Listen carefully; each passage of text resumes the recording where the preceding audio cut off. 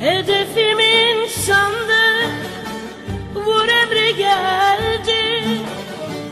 Ellerim titredi, ağladım anne. Bir sağıma baktım, bir sol yanıma.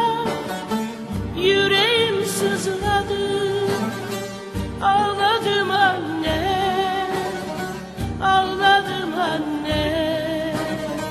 Ağladım anne, ağladım anne, ağladım anne, ağladım anne, ağladım anne.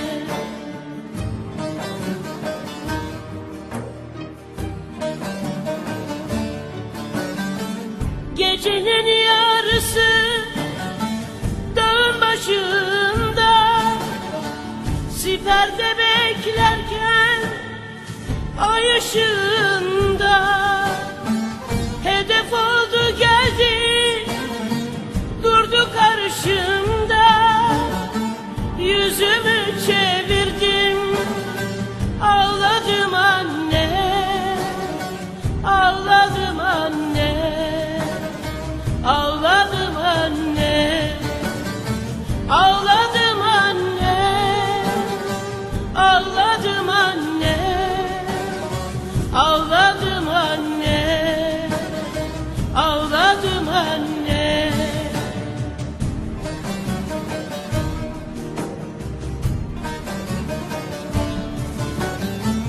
Yolun karşısında yakın yerdeydi, gördüğüm kadar da genç de biriydi.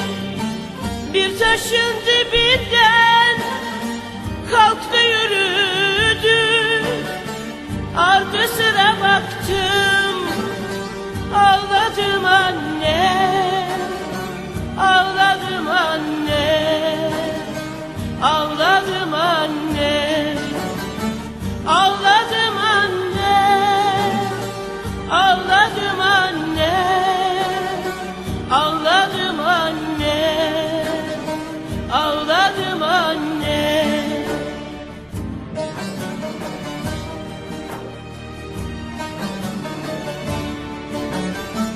Onun da yolunu bekleyen vardı, anası babası sevdiği vardı.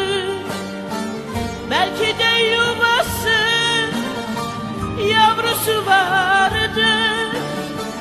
Kıymadım vurmaya, ağladım anne, ağladım.